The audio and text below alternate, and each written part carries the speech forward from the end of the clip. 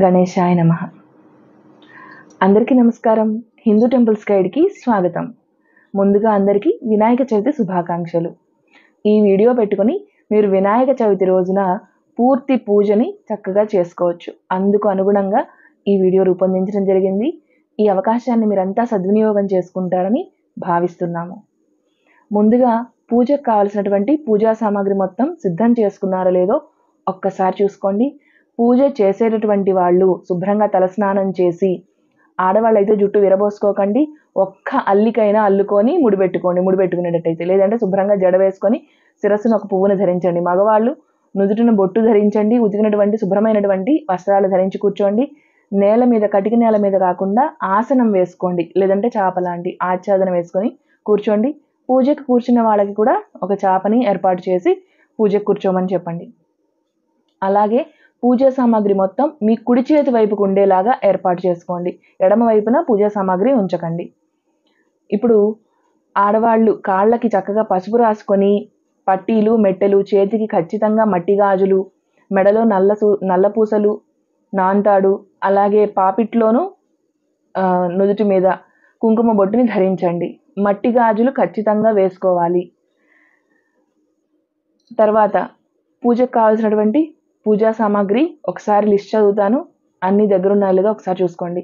దీపారాధన చేయడానికి కుందులు, అలాగే వత్తులు, ఆవు నెయ్యి లేదంటే దీపారాధనకి నూనె, అగ్గిపెట్టె, అగరబత్తులు, గంధము, పువ్వులు, అక్షతలు, పువ్వుల మాలలు, కర్పూరము, స్వామికి తాంబూలము అంటే 3 తమలపాకులు, 2 వక్కలు, 2 అరటిపళ్ళు, అందులో దక్షిణతో కలిపినటువంటి తాంబూలాన్ని సిద్ధం చేసి పెట్టుకోండి. అలాగే పసుపు గణపతిని సిద్ధం చేసి పెట్టుకోండి. మనము మట్టి గణపతిని పూజిస్తాము. ఆ తర్వాత మీరు వేడుకగా ఎన్ని విగ్రహాలు పెట్టుకున్నప్పటికీ మట్టి గణపతిని, పసుపు గణపతిని ఖచ్చితంగా సిద్ధం చేసి పెట్టుకోండి. అలాగే మీరు సిద్ధం చేసినటువంటి నైవేద్యాలన్నిటిని కూడా పక్కన పెట్టండి. అలాగే ఉండ్రాళ్ళు ఖచ్చితంగా చేయాలి. మిగతావన్నీ చేసినా చేయకపోయినా ఉండ్రాళ్ళు స్వామివారికి మహాప్రీతి. అలాగే అవసర నివేదన కోసం చలిమిడి, వడపప్పు, పానకము సిద్ధం చేసి పెట్టుకోండి. కొబ్బరికాయ, ఆ తర్వాత బెల్లం ముక్క, పసుపు గణపతికి బెల్లపు ముక్కని నివేదన చేస్తాం కాబట్టి బెల్లపు ముక్కని సిద్ధం చేసి పెట్టుకోండి. అలాగే పసుపు గణపతిని కూడా తయారు చేసి పెట్టుకోండి. చేతిని తుడుచుకోవడానికి ఒక శుభ్రమైనటువంటి వస్త్రాన్ని పూజ చేసుకునేటటువంటి వాళ్ళు మీ కుడి చేతి వైపుకి పెట్టుకోండి. అలాగే ఆచమనం కోసం ప్రత్యేకించిన ఒక పాత్ర, అంటే ఒక కింద ఒక ప్లేటు, ఒక గ్లాసులో నీళ్లు, దాంట్లో ఒక స్పూన్, పంచపాత్ర, ఉద్ధరణ, హరివీణ పెట్టుకోండి. తర్వాత కలశ పాత్ర కోసం ప్రత్యేకించి ఒక పాత్రని తీసుకోండి. అంటే రాగి లేదా వెండి లేదా కంచు ఏదైనా ఒక లోహపు చెంబుని కానీ గ్లాసుని కానీ తీసుకొని శుభ్రమైనటువంటి నీటిని అందులో నింపి పసుపు బొట్టు లేదా గంధం బొట్టు, కుంకుమ బొట్టుతో అలంకారం చేసి పెట్టండి. కలశ పాత్రలో నీటిని మనం పూజకు వాడతాం. మనం ఆచమనం చేయడం కోసం, చేతిని శుభ్రం చేసుకోవడం కోసం ఆచమనం పాత్రలో నీటిని వాడతాం. ఈ రెండు వేరువేరుగా సిద్ధం చేసి పెట్టుకోండి. కొబ్బరికాయ కొట్టడానికి కావలసినటువంటి పరికరాలు, అలాగే కొబ్బరి నీళ్లు పోయడానికి ఖాళీ గ్లాసు, మంచినీళ్లు, పూజకు కావలసినటువంటి అక్షతలు అన్నీ కూడా సిద్ధం చేసి పెట్టుకోండి. ఇప్పుడు మనం పూజ చేసుకుందాము. అలాగే పిల్లలు ఇంట్లో చదువుకునే పిల్లలు ఉన్నట్టయితే వాళ్ళ పుస్తకాలు చక్కగా పూజలో పెట్టండి. ఓంకారాన్ని పసుపుతో రాసి కుంకుమ బొట్టుని పెట్టి ఆ పూజలో పెట్టండి. పీట పక్కన పూజ చేసుకున్నటువంటి ప్రదేశాన్ని శుభ్రంగా నీటితో కడిగి శుభ్రం చేసి ముగ్గుని పెట్టి దాని మీద ఒక పీటను ఏర్పాటు చేసి ఆ పీట మీద ఇప్పుడు మనం పూజ చేసేటటువంటి మట్టి గణపతిని, పసుపు గణపతిని సిద్ధం చేసి పెట్టుకోండి. పూజ చేసుకుందామా మరి? ముందుగా ధ్యానం. గణపతిని ప్రార్థన చేద్దాం. శుక్లాంబరధరం విష్ణుం శశివర్ణం చతుర్భుజం ప్రసన్నవదనం ధ్యాయేత్ సర్వ విఘ్నోపశాంతయే అగజానన పద్మార్కం గజానన మహర్నిశం అనేకదంతం భక్తానాం ఏకదంతముపాస్మహే వక్రతుండ మహాకాయ కోటి సూర్య సమప్రభ నిర్విఘ్నం కురు మే దేవ సర్వకార్యేషు సర్వదా. పిల్లలు, పెద్దలు అందరూ కళ్ళు మూసుకొని 2 చేతులు జోడించి గణపతికి నమస్కారం చేసుకోండి. ధ్యానం చేయండి. ఇప్పుడు ఆచమనం. నేను కేశవనామాలు చదువుతూ ఉంటాను. మీరు ఆచమనం పాత్రలో నుంచి ఆ స్పూన్తో ఎడమ చేతితో నీటిని తీసుకుని కుడి చేతిలోకి వడ్డించుకొని ఒకసారి చేతిని శుభ్రంగా కడిగి ఆ తర్వాత 3 సార్లు నీటిని సేవించండి. ఆ తర్వాత మరొకసారి నీటిని వడ్డించుకొని చేతిని కడిగి పక్కన ఉన్నటువంటి వస్త్రానికి తుడుచుకొని శుభ్రంగా దీపారాధన చేసుకుందాం. ముందైతే ఆచమనం చేయండి. నేను కేశవనామాలు చదువుతూ ఉంటాను. ఆచమ్య కేశవాయ నమః నారాయణాయ నమః, మాధవాయ నమః, గోవిందాయ నమః, విష్ణవే నమః, మధుసూదనాయ నమః, త్రివిక్రమాయ నమః, వామనాయ నమః, శ్రీధరాయ నమః, హృషికేశాయ నమః, పద్మనాభాయ నమః, దామోదరాయ నమః, సంకర్షణాయ నమః, వాసుదేవాయ నమః, ప్రద్యుమ్నాయ నమః, అనిరుద్ధాయ నమః, పురుషోత్తమాయ నమః, అధోక్షజాయ నమః, నారసింహాయ నమః, అచ్యుతాయ నమః, ఉపేంద్రాయ నమః, హరయే నమః, శ్రీకృష్ణాయ నమః. శ్రీకృష్ణ పరబ్రహ్మణే నమః. అందరూ ఆచమనం చేశారు కదా. ఇప్పుడు దీపారాధన చేయండి. 2 వత్తులని ఒక వత్తిగాను, మరొక 2 వత్తులని ఒక వత్తిగాను తీసుకొని దీపారాధన కుందులలో నూనెని వడ్డించి ఆ ఒత్తులని ఏకహారతితో ఒక వత్తిని నూనెతో తడిపి తీసుకోండి. అంటే హారతి ఇస్తాం కదా, ఏకహారతి. ఒక తడిపిన ఒత్తిని తీసుకొని అగ్గిపుల్లతో ఆ ఒత్తిని వెలిగించి ఆ ఏకహారతిలోని ఒత్తితో దీపారాధన చేయండి. నేరుగా అగ్గిపుల్లలతో దీపారాధన చేయకూడదు, అగరబత్తితో కూడా చేయకండి. అర్థమైంది కదా. ఏకహారతిలో ఒత్తిని తడిపి ఆ ఏకహారతిలోని జ్యోతితో దీపారాధన చేయండి. యస్యో నామ రూపాభ్యాం యా దేవీ సర్వమంగళా తయో సంస్మరణాత్ పుంసాం సర్వతో జయమంగళం. లాభస్తేషాం జయస్తేషాం కుతస్తేషాం పరాభవః. ఏషాం ఇందీవరస్యామో హృదయస్థో జనార్దనః. ఆపదామపహర్తారం దాతారం సర్వసంపదాం లోకాభిరామం శ్రీరామం భూయో భూయో నమామ్యహం. సర్వమంగళమాంగళ్యే శివే సర్వార్థసాధికే శరణ్యే త్రయంబకే దేవి నారాయణి నమోస్తుతే. దీపారాధన చేశారు కదా. ఆ కుందులకి 3 వైపులా కుంకుమ బొట్టుని అలంకారం చేయండి. ఒక పువ్వుని, కాసిన అక్షతల్ని దీపారాధన కుందుల దగ్గర విడిచిపెట్టండి. మరి కాస్త నూనెను వడ్డించడం మర్చిపోకండి. ఎప్పుడైనా సరే దీప ప్రజ్వలనం చేసిన తర్వాత వెంటనే మరి కాస్త నూనెను వడ్డించాలి, నెయ్యిని కానీ. కాసిన అక్షతలు చేతిలోకి తీసుకొని అక్కడ విడిచిపెట్టండి భగవంతుడి దగ్గర. పసుపు గణపతిని సిద్ధం చేసి పెట్టుకున్నారు కదా. ఇప్పుడు ప్రాణాయామము. గృహస్థులైతే 5 వేళ్ళని ముక్కు మీద ఉంచి ఎడమ ముక్కులో నుంచి గాలిని పీల్చి కుడి ముక్కు ద్వారా విడిచిపెట్టండి. అదే బ్రహ్మచారులు పూజ చేస్తున్నట్టయితే బొటన వేలుని, చిటికన వేలుని మాత్రమే వాడి ప్రాణాయామం చేయండి.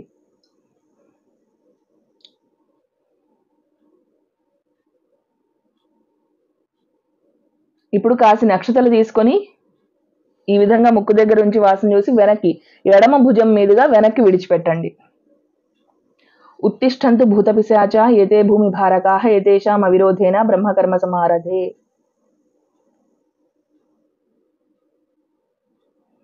ప్రాణాయామం చేశారు కదా, అక్షతలు వెనక్కి విడిచిపెట్టారు కదా. ఇప్పుడు సంకల్పం చెప్పుకుందాం. సంకల్పం మీరు కూడా చెప్పండి అన్నప్పుడు మీరు కూడా చెప్పండి, నేను గ్యాప్ ఇస్తాను. మమోపాత దుర్దక్షయ ద్వారా శ్రీ పరమేశ్వరముద్దిశ్య శ్రీ పరమేశ్వర ప్రీత్యర్థం శుభే శోభనే ముహూర్తే శ్రీ మహావిష్ణురాజ్ఞాయ ప్రవర్తమానస్య అద్య బ్రాహ్మణః ద్వితీయ పరార్థే శ్వేతవరాహ కల్పే వైవస్వత మన్వంతరే కలియుగే ప్రథమ పాదే జంబూద్వీపే భరతవర్షే భరతఖండే మేరోర్దక్షిణ దిగ్భాగే శ్రీశైలస్య ఈశాన్య ప్రదేశే, మీరు ఉన్న దిక్కును చెప్పుకోండి. కృష్ణా గోదావరియోర్ మధ్యదేశే, మీ ఊరికి ఉత్తర దక్షిణాల్లో ఉన్న నదుల పేర్లు చెప్పుకోండి. అస్మిన్ వర్తమాన వ్యావహారిక చాంద్రమానేన విశ్వావసునామ సంవత్సరే దక్షిణాయనే వర్ష ఋతౌ భాద్రపద మాసే శుక్లపక్షే చతుర్థాయాం బుధవాసరే శుభనక్షత్రే శుభయోగే శుభకరణే ఏవం గుణ విశేషణ విశిష్టాయాం శుభతిథౌ. ఇప్పుడు మగవాళ్ళు శ్రీమాన్ మీ గోత్రం చెప్పుకోండి. గోత్రస్య మీ పూర్తి పేరు చెప్పుకోండి. నామధేయస్య ధర్మపత్ని సమేతస్య అని చెప్పుకోండి. ఆడవాళ్ళు శ్రీమతి మీ గోత్రం చెప్పుకోండమ్మా. గోత్రవతి మీ పూర్తి పేరు చెప్పుకోండి. నామధేయవతి మమ పతి ఆయుష్యాభివృద్ధ్యర్థం అని చెప్పుకోండి.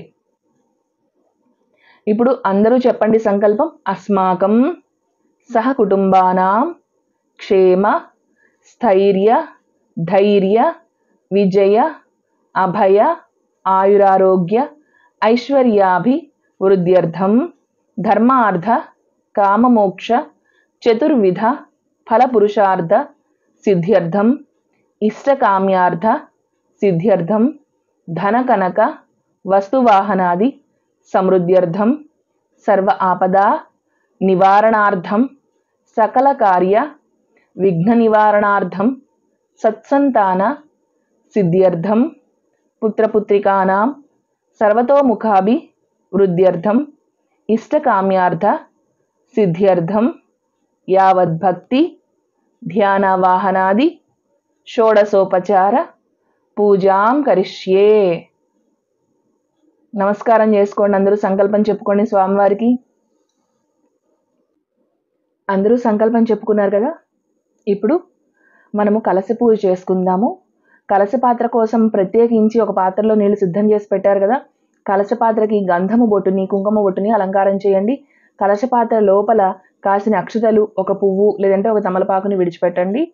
కాస్త గంధాన్ని చిలకరించండి. అంటే ఒక గంధం పొడిని తీసుకొని అందులో ఒక చుక్క నీటిని వడ్డించి వేలుతో రంగరించి పువ్వుతో తీసుకొని ఆ కలశ పాత్ర లోపల చల్లండి. లేదంటే ఆ పువ్వుని ఆ కలశ పాత్రలో పెట్టండి. కలశస్య ముఖే విష్ణు కంఠే రుద్ర సమాశ్రిత మూలే తత్ర స్థితో బ్రహ్మ మధ్యే మాతృగణా స్మృతా కుక్షౌతు సాగరా సర్వే సప్తద్వీపా వసుంధర ఋగ్వేదోద యజుర్వేద సామవేదో హ్యధర్వణ అంగైశ్చ సహితా సర్వే కలశాంబు సమాశ్రితా. అలంకారం చేసి కాసిన అక్షతలు, గంధము, పువ్వులు విడిచిపెట్టారు కదా. ఇప్పుడు కుడి చేతి అరచేతిని కలశ పాత్ర మీద ఇలా బోర్లించి ఉంచండి.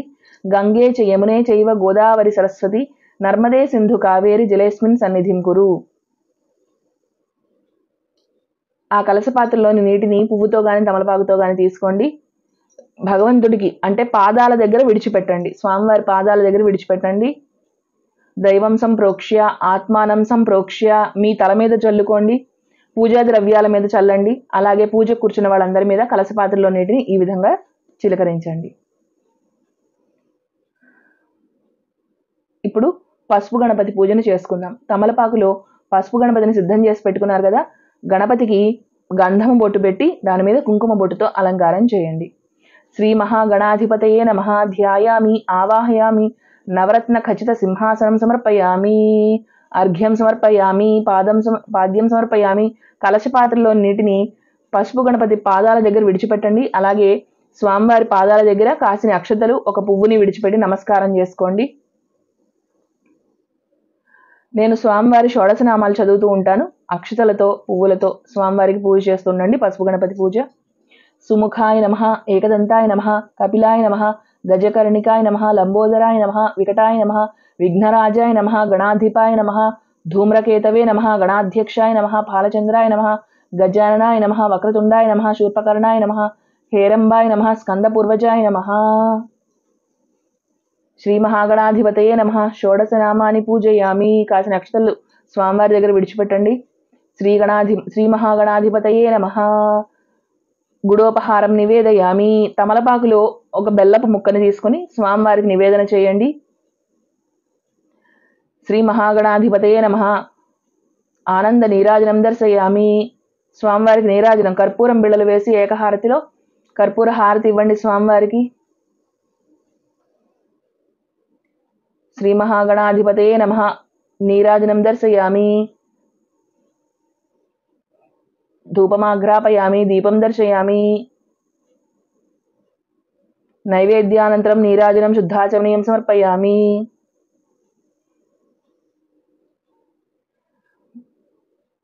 నీరాజనం ఇచ్చారు కదా. కలశ పాత్రలో నీటిని కాసిన స్వామివారి దగ్గర విడిచిపెట్టండి. ఇప్పుడు మనం మట్టి గణపతిని పూజ చేసుకుందాం. షోడశోపచార పూజ చేసుకుందాం. పంచామృతాలు, కొబ్బరికాయ, అలాగే స్వామివారికి పత్రి అన్నీ కూడా పక్కన సిద్ధం చేసి పెట్టుకున్నారా? ఒక్కసారి నమస్కారం చేసుకోండి, ధ్యానం చేసుకోండి. ఇప్పుడు షోడశోపచార పూజ చేసుకుందాం. ముందుగా స్వామివారిని ధ్యానం చేసుకోండి. రెండు చేతులు జోడించి కళ్ళు మూసుకొని చక్కగా మనసులో స్వామివారిని ధ్యానం చేయండి. ధ్యాయేద్ గజాననం దేవం తప్త కాంచన సన్నిభం చతుర్భుజం మహాకాయం సర్వాభరణభూషితం శ్రీ మహాగణాధిపతయే నమః ధ్యాయామి ఆవాహయామి. నవరత్న ఖచిత సింహాసనం సమర్పయామి. కలశపాత్రలో నీటిని స్వామివారి పాదాల దగ్గర విడిచిపెట్టండి. మట్టి గణపతికి గంధం బొట్టుని కుంకుమ బొట్టుని అలంకారం చేయండి.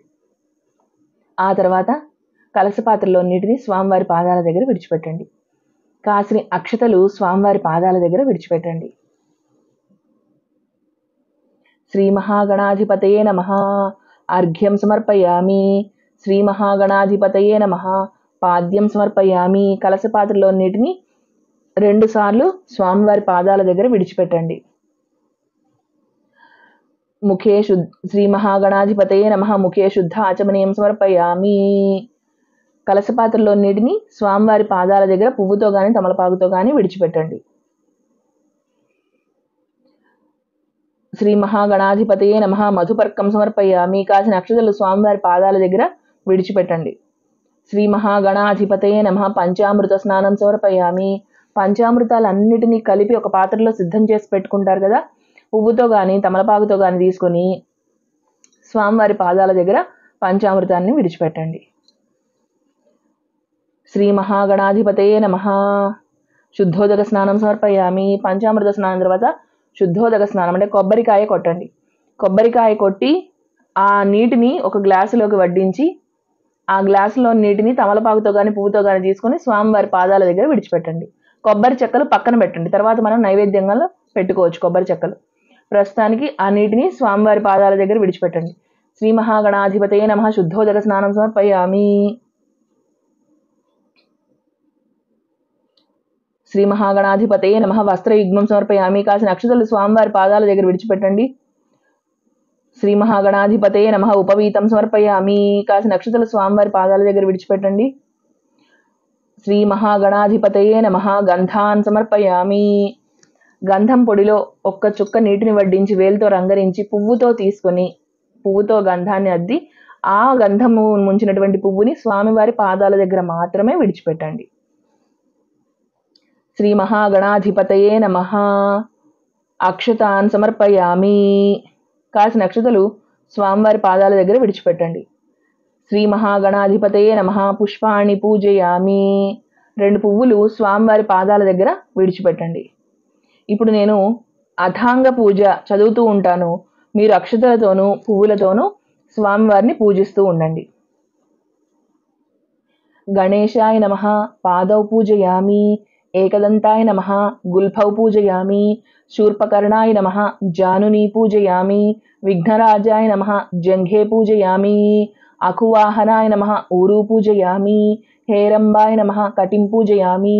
లంబోదరాయ నమః. ఉదరం పూజయామి. గణనాథాయ నమః. నాభిం పూజయామి. గణేశాయ నమః. హృదయం పూజయామి. స్థూలకంఠాయ నమః. కంఠం పూజయామి. గజవక్త్రాయ నమః. వక్త్రం పూజయామి. విఘ్నహంత్రే నమః. నేత్రం పూజయామి. శూర్పకర్ణాయ నమః. కర్ణౌ పూజయామి. ఫాలచంద్రాయ నమః. లలాటం పూజయామి. సర్వేశ్వరాయ నమః. శిరః పూజయామి. విఘ్నరాజాయ నమః. సర్వాణ్యంగాని పూజయామి. అథాంగ పూజ. ఇప్పుడు పత్రితో పూజిద్దాము. మీరు పత్రిని సిద్ధం చేసి తెచ్చుకున్నారు కదా, ఆ పత్రి అంతా కూడా ఒక విస్తరిలో కానీ ఒక బేసన్లో కానీ పెట్టుకోండి. నేల మీద పెట్టకూడదండి పూజ చేసేటటువంటి పత్రిని. లేదంటే ఒక న్యూస్ పేపర్ పరిచి ఆ న్యూస్ పేపర్ మీద పత్రిని పెట్టుకొని చక్కగా పత్రిని తీసుకొని స్వామివారికి సమర్పిస్తూ ఉండండి.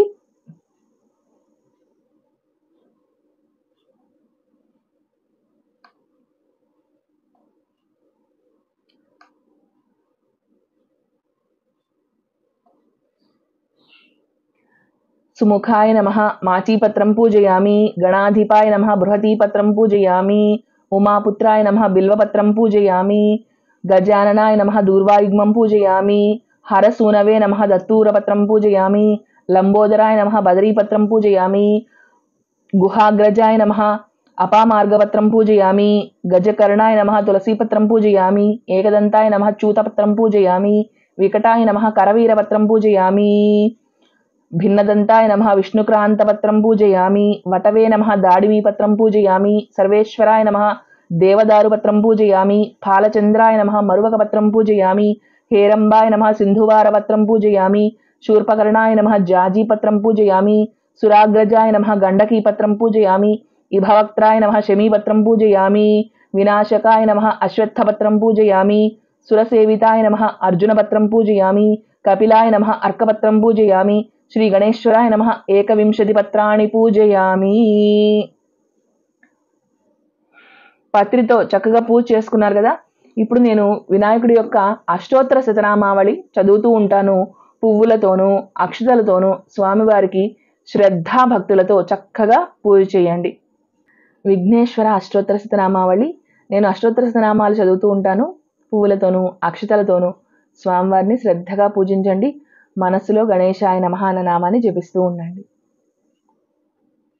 గజాననాయ నమః, గణాధ్యక్షాయ నమః, విఘ్నరాజాయ నమః, వినాయకాయ నమః, ద్వైమాతురాయ నమః, సుముఖాయ నమః, ప్రముఖాయ నమః, సన్ముఖాయ నమః, కృతినే నమః, జ్ఞానదీపాయ నమః, సుఖనిధయే నమః, సురాధ్యక్షాయ నమః, సురారిభిణే నమః, సురారిభిదే నమః, మహాగణపతయే నమః, మాన్యాయ నమః, మహన్మాన్యాయ నమః, మృడాత్మజాయ నమః, పురాణాయ నమః, పురుషాయ నమః, పూష్ణే నమః, పుష్కరిణే నమః, పుణ్యకృతే నమః, అగ్రగణ్యాయ నమః, అగ్రపూజ్యాయ నమః, అగ్రగామినే నమః, మంత్రకృతే నమః, చామీకరప్రభాయ నమః, సర్వస్మై నమః, సర్వోపాస్యాయ నమః, సర్వకర్త్రే నమః, సర్వనేత్రే నమః, సర్వసిద్ధిప్రదాయ నమః, సర్వసిద్ధాయ నమః, సర్వవంద్యాయ నమః,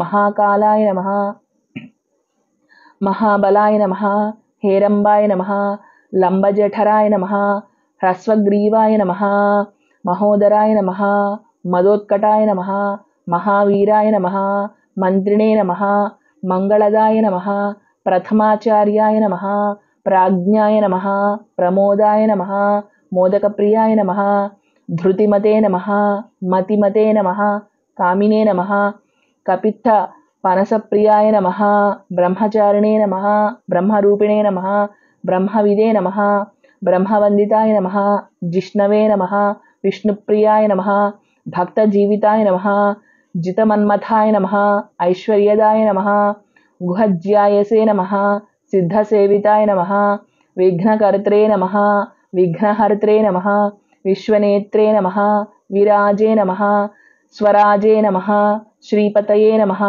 వాక్పతయే నమః, శ్రీమతే నమః, శృంగారిణే నమః, శ్రితవత్సలాయ నమః, శివప్రియాయ నమః, శీఘ్రకారిణే నమః, శాశ్వతాయ నమః, శివనందనాయ నమః, బలోద్ధతాయ నమః, భక్తనిధయే నమః, భావగమ్యాయ నమః, భవాత్మజాయ నమః, మహతే నమః, మంగళదాయినే నమః, మహేశాయ నమః, మహితాయ నమః, సత్యధర్మిణే నమః, సదాధారాయ నమః, సత్యాయ నమః, సత్యపరాక్రమాయ నమః, శుభాంగాయ నమః, శుభ్రదంతాయ నమః, శుభదాయ నమః, శుభవిగ్రహాయ నమః, పంచపాతకనాశినే నమః, పార్వతీ ప్రియనందనాయ నమః, విశ్వేశాయ నమః, విబుధారాధ్యవదాయ నమః, వీర వరాగ్రగాయ నమః, కుమార గురువంద్యాయ నమః, కుంజరాసుర భంజనాయ నమః, వల్లభాయ నమః, వరాభయకర కరాంబుజాయ నమః, సుధాకలశహస్తాయ నమః, సుధాకరకళాధరాయ నమః, పంచహస్తాయ నమః, ప్రధానేశాయ నమః, పురాతనాయ నమః, వరసిద్ధివినాయకాయ నమః. ఇది శ్రీ గణేశ్వర అష్టోత్తర శతనామావళి పూజాం కరిష్యే. అష్టోత్తర శతనామావళితో చక్కగా పూజ చేసుకున్నారు కదా.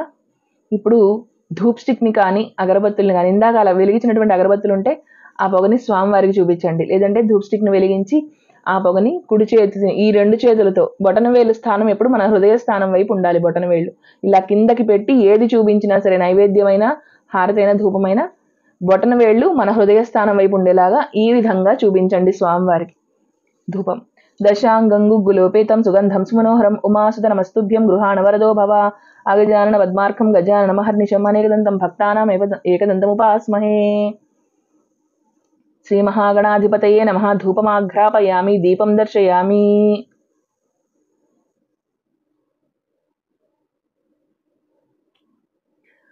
స్వామివారికి దీపారాధన వెలిగించారు కదా, అందులో కొంచెం మరి కాస్త నూనెను కానీ నేతిని కానీ వడ్డించి ఆ జ్యోతులని స్వామివారికి చూపించండి. అలాగే ధూపాన్ని కూడా స్వామివారికి చూపించండి. ఇప్పుడు చలిమిడి, వడపప్పు, పానకము, ఇందాక కొబ్బరికాయ కొట్టారు కదా ఆ కొబ్బరి చెక్కలు, అవన్నీ కూడా స్వామివారి ముందు పెట్టండి.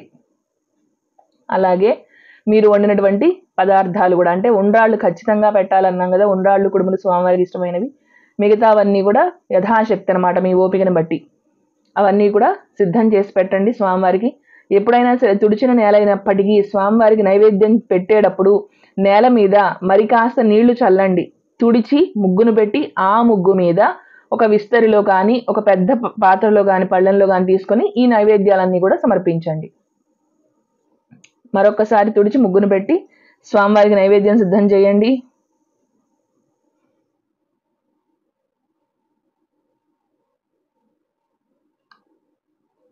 సచ్చిదానంద విఘ్నేశ పుష్కరాని ధనాని చ భూమ్యాం స్థితాని భగవాన్ స్వీకురుష్వ వినాయక. నైవేద్యం సమర్పయామి. శ్రీ మహాగణాధిపతయే నమః. నైవేద్యం సమర్పయామి.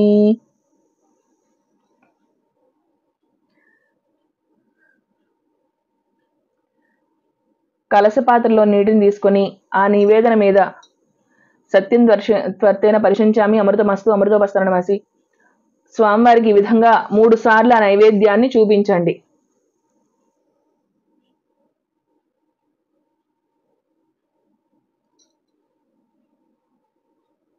యో దేవస్సవిత అస్మాకం ధియో ధర్మాదిగోచరాః ప్రేరయేత్తస్య యద్భర్గః తద్వరేణ్యముపాస్మహే. నివేదన చూపించారు కదా స్వామివారికి.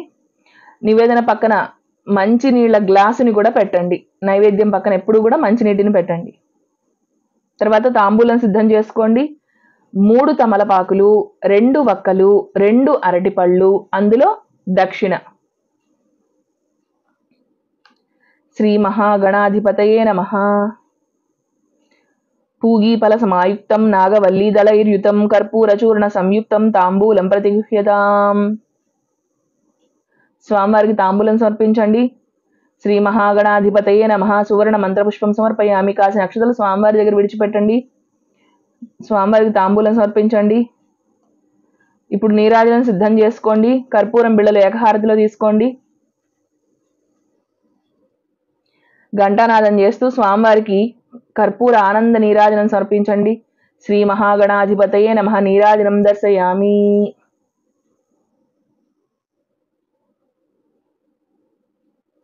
ఇప్పుడు మరి కాస్త పత్రిని తీసుకోండి. దూర్వాయుగ్మ పూజ చేసుకుందాము. లేదంటే కాసిన అక్షతలు, పువ్వులు ఏవైనా సరే తీసుకోండి. నేను చదువుతూ ఉంటాను, స్వామివారిని పూజిస్తూ ఉండండి. అథ దూర్వాయుగ్మ పూజాం కరిష్యామి. గణాధిపాయ నమః దూర్వాయుగ్మం పూజయామి. ఉమాపుత్రాయ నమః దూర్వాయుగ్మం పూజయామి. అఖువాహనాయ నమః దూర్వాయుగ్మం పూజయామి. వినాయకాయ నమః దూర్వాయుగ్మం పూజయామి. ఈశపుత్రాయ నమః దూర్వాయుగ్మం పూజయామి. సర్వసిద్ధిప్రదాయకాయ నమః దూర్వాయుగ్మం పూజయామి. ఏకదంతాయ నమః దూర్వాయుగ్మం పూజయామి. విభవక్త్రాయ నమః దూర్వాయుగ్మం పూజయామి. మూషికవాహనాయ నమః దూర్వాయుగ్మం పూజయామి. కుమారగురవే నమః దూర్వాయుగ్మం పూజయామి. ఏకదంతైకవదన తథా మూషికవాహనాయ నమః దూర్వాయుగ్మం పూజయామి. కుమారగురవే తుభ్యం అర్పయామి సుమాంజలిం. మంత్రపుష్పం సమర్పయామి. లేచి నుంచుని స్వామివారికి నమస్కారం చేసుకోండి. నమస్కారం చేసుకొని స్వామివారిని ప్రార్థించండి. స్వామివారికి మీరు చెప్పదలుచుకున్నవన్నీ చెప్పండి.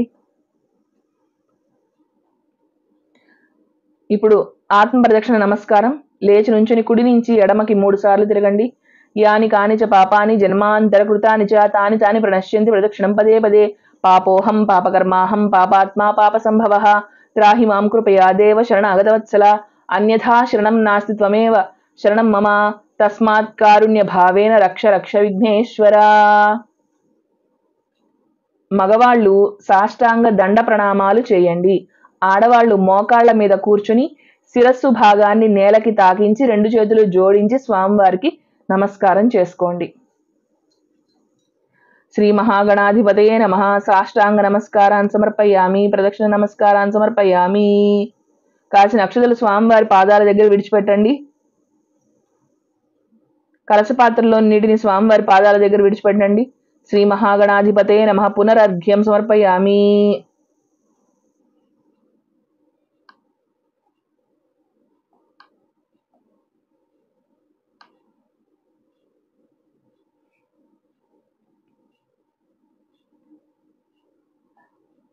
బ్రహ్మ వినాయకాయ నమః. నమస్తుభ్యం గణేశాయ. నమస్తే విఘ్ననాశన. ఈప్సితం మే వరం దేహి వరత్ర చ పరాంగతిం. వినాయక నమస్తుభ్యం సంతతం మోదక ప్రియ. నిర్విఘ్నం కురు మే దేవ సర్వకార్యేషు సర్వదా. చేతిలో కాసిని అక్షతలు తీసుకోండి. చెప్పండి. మంత్రహీనం, క్రియాహీనం, భక్తిహీనం మహేశ్వర యత్పూజితం మయాదేవ పరిపూర్ణం తదస్తుతే. స్వామివారి పాదాల దగ్గర కాసిన అక్షతలు విడిచిపెట్టండి. ఇప్పుడు చేతిలో అక్షతలు పట్టుకొని కథని శ్రద్ధగా వినండి. ఇప్పుడు వినాయక చవితి వ్రత కథ చెప్పుకుందాము. వరసిద్ధి వినాయక స్వామి వారి వ్రత కథారంభము. చేతిలో కాసిన అక్షతలు తీసుకుని శ్రద్ధాభక్తులతో కథని ఆలకించండి. సూత మహాముని సౌనకాది మునులకి విఘ్నేశ్వరుని యొక్క జన్మ వృత్తాంతాన్ని, చంద్రుణ్ణి చూడటం వల్ల కలుగు దోషాన్ని, పార్వతీదేవి ఇచ్చిన శాపాన్ని, ఆ దోషము పోయే మార్గాన్ని ఈ విధంగా తెలియజేశాడు. పూర్వము ఏనుగు రూపము కల ఒక రాక్షస రాజు ఉండేవాడు. అతడు పరమశివుని గుర్చి ఘోరమైన తపస్సు చేశాడు. ఇతని తపస్సుకు మెచ్చి పరమేశ్వరుడు ప్రత్యక్షమై ఏం వరం కావాలో కోరుకోమంటే ఆ రాక్షసరాజు పరమశివుణ్ణి అనేక విధాలా స్తుతించి, స్వామి, నీవు ఎప్పుడూ నా కడుపులోనే నివసించి ఉండాలి అని కోరుకున్నాడు. పరమేశ్వరుడు అతని కోరిక తీర్చడం కోసం అతని కడుపులో ప్రవేశించి సుఖంగా ఉన్నాడు. ఇక్కడ కైలాసంలో పార్వతీదేవి తన భర్త జాడ తెలియక అనేక విధాలా అన్వేషిస్తూ కొంతకాలానికి పరమశివుడు గజాసురుడి కడుపులో ఉన్నాడని తెలుసుకుని ఏ విధంగా శివుణ్ణి బయటికి రప్పించాలో తెలియక శ్రీ మహావిష్ణువుని ప్రార్థించింది. ఓ మహానుభావ, పూర్వం ఒకసారి భస్మాసురుడి బారి నుంచి పరమశివుడిని నువ్వే రక్షించావు.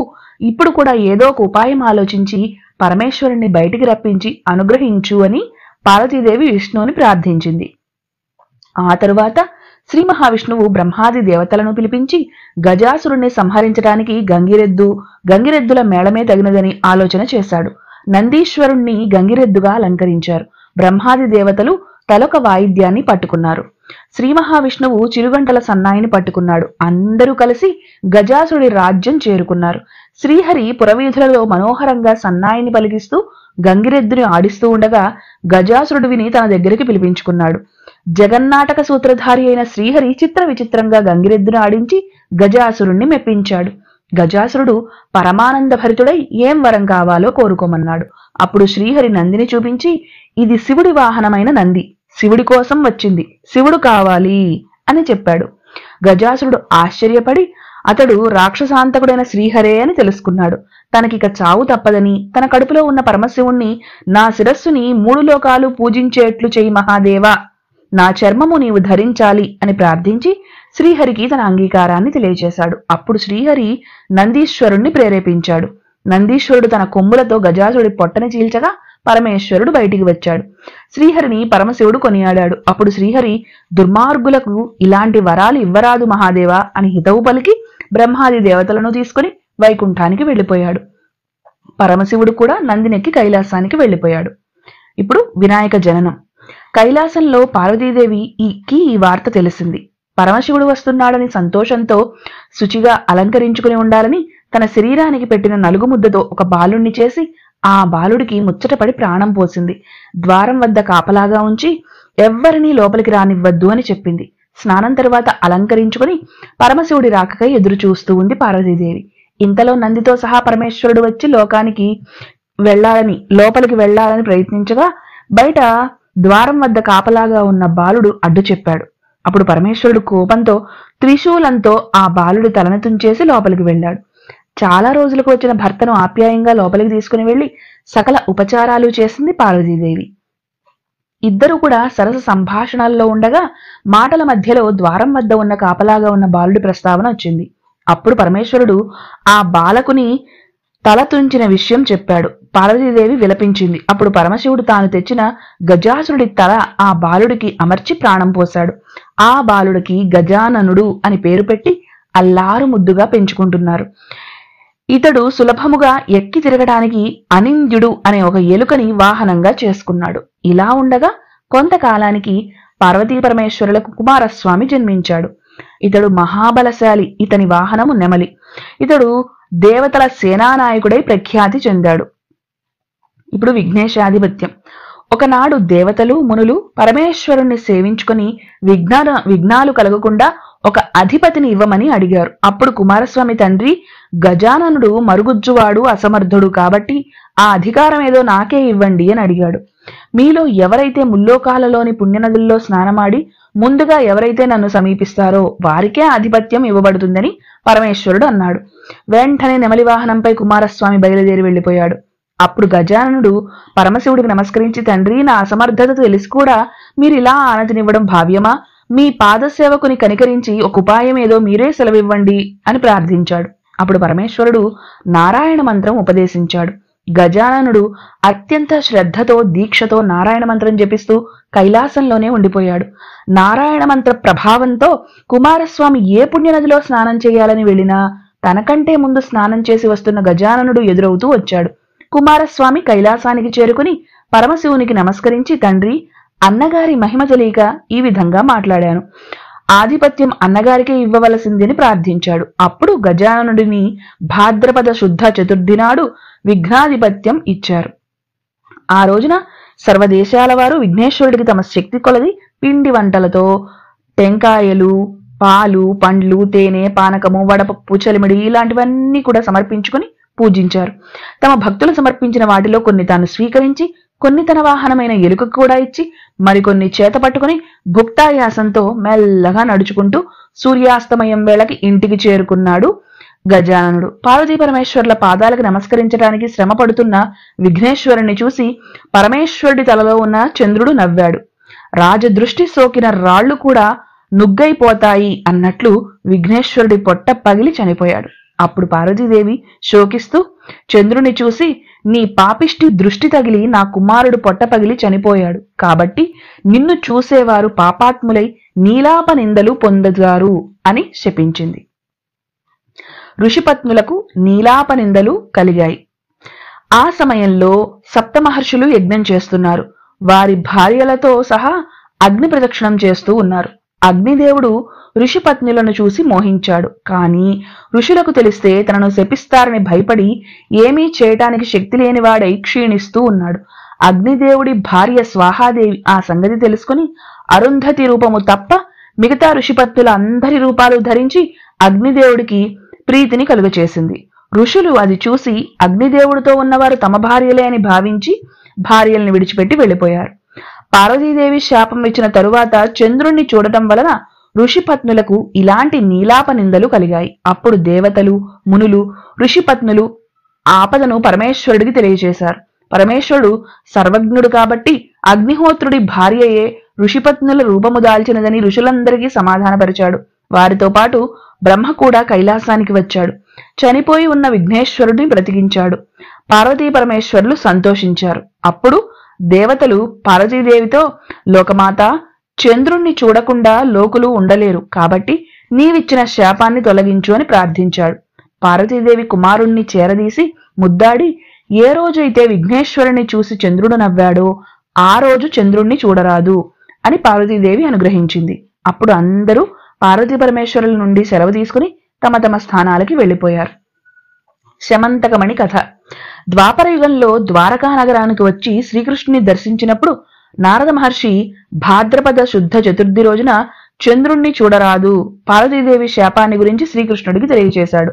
అప్పుడు శ్రీకృష్ణుడు ఆనాటి రాత్రి చంద్రుణ్ణి ఎవ్వరూ చూడకూడదని తన నగరంలో చాటింపు వేయించాడు. కానీ ఆ రోజు సాయంకాల సమయంలో క్షీరప్రియుడైనటువంటి శ్రీకృష్ణుడు గోశాలకు వెళ్లి ఒక గోవు నుంచి పాలు పిదికే సమయంలో పాల పాత్రలో చంద్రుణ్ణి ప్రతిబింబాన్ని చూశాడు. అప్పుడు శ్రీకృష్ణుడు, ఆహా, ఇక నాకెలాంటి నీలాప నిందలు రానున్నవో కదా అని ఆలోచించాడు. ఇలా ఉండగా కొన్నాళ్ల తర్వాత సత్రాజిత్ అనే రాజు ద్వారకా నగరానికి వచ్చాడు. వచ్చి తాను సూర్య భగవానుడి వరము చేత శమంతక మణిని పొందానని శ్రీకృష్ణుడితో చెప్పాడు. శ్రీకృష్ణుడు ఆ మణిని ద్వారకా నగరాన్ని పాలించే రాజుగారికి ఇమ్మని అడిగాడు. ఆ మణి రోజుకి 8 బారుల బంగారం ఇస్తుందని, ఇటువంటి మణి మరింకెక్కడా లేదని చెప్పి సత్రాజిత్తు నేను ఇవ్వనంటే ఇవ్వనన్నాడు. ఆ తర్వాత కొంతకాలానికి సత్రాజిత్తు తమ్ముడు ప్రసేనుడు ఆ మణిని ధరించి అడవిలోకి వేటకి వెళ్ళాడు. అరణ్యంలో ఆ మణి వెలుగును చూసి దానిని ఒక మాంసఖండముగా భావించి ఒక సింహము అతన్ని చంపి మణిని తీసుకుని వెళ్ళిపోయింది. దారిలో ఒక భల్లూకము ఆ సింహాన్ని చంపి మణిని తీసుకుని పోయి తమ కుమార్తెకి కానుకగా ఇచ్చింది. ఆ మరునాడు ప్రసేనుడి మరణవార్త విన్న సత్రాజిత్తు ఇదంతా తప్పకుండా శ్రీకృష్ణుడి పనేనని నింద వేశాడు. ఇది విన్న శ్రీకృష్ణుడు చవితి రోజున చంద్రుడి ప్రతిబింబాన్ని పాలకుండలో చూసిన ఫలితం వలనే ఈ నింద అని తెలుసుకున్నాడు. ఈ నిందను పోగొట్టుకొనడానికై బంధు సమేతుడై అరణ్యానికి పోయి వెదుకగా ఒకచోట ప్రసేనుడి కళేబరము, సింహపు కాలిజాడలు కనిపించాయి. వాటిని అనుసరిస్తూ వెళ్ళగా సింహం యొక్క కళేబరము, ఎలుగుబంటి యొక్క పాదముద్రలు కనిపించాయి. వాటిని అనుసరిస్తూ వెళ్ళగా ఒక గుహలో బాలిక, ఆమె చేతిలో శమంతకమణి కనిపించాయి. శ్రీకృష్ణుడు ఆ బాలికను సమీపించగానే ఆమె గట్టిగా అరిచింది. ఇంతలో భల్లూకరాజైనటువంటి జాంబవంతుడు వచ్చి కోపావేశముతో శ్రీకృష్ణుడి మీద పడి అరుస్తూ కోరలతో హాని చేయటానికి ప్రయత్నించాడు. అప్పుడు జాంబవంతునితో శ్రీకృష్ణుడు భీకరంగా యుద్ధం చేశాడు. ఆ యుద్ధము 28 రోజులు జరిగింది. చివరికి జాంబవంతుడు బలహీనుడయ్యాడు. తన బలాన్ని హరించేవాడు తన స్వామి అయిన శ్రీరాముడే అని తెలుసుకుని నమస్కరించి, దేవా, భక్తజన రక్షక, ముందు త్రేతాయుగమున రావణాది దుష్ట రాక్షసులను సంహరించిన తరువాత ఆ సమయంలో ఏదైనా వరము కోరుకోమని అనుగ్రహించావు. అవివేకినైన నేను గర్వముతో నీతో ద్వంద్వ యుద్ధము చేయాలి అని ఉందని కోరుకున్నాను. కాలాంతరంలో నీ కోరిక తీరుతుంది అని వరమిచ్చావు. ఆనాటి నుంచి మీ నామస్మరణ చేస్తూ అనేక యుగాల నుండి వేచి ఉన్నాను. నేటికి నీ అనుగ్రహం కలిగింది, ధన్యుడనయ్యాను అని అనేక విధాల ప్రార్థించాడు జాంబవంతుడు. దయామయుడైన శ్రీకృష్ణుడు జాంబవంతుణ్ణి ఆప్యాయంగా ఆలింగనం చేసుకుని వరుడలంతా నిమరగా గాయాలన్నీ పోయి సేద తీరాడు. అప్పుడు శ్రీకృష్ణుడు, జాంబవంత, శమంతక మణిని అపహరించినట్లు నాపై నీలాప నిందలు వచ్చాయి కాబట్టి మణిని తీసుకుని వెళ్ళడానికి వచ్చాను అని చెప్పాడు. శ్రీకృష్ణుడు ఇలా అనగానే జాంబవంతుడు మణితో సహా తన కుమార్తె అయినటువంటి జాంబవంతుని కూడా శ్రీకృష్ణుడికి కానుకగా ఇచ్చాడు.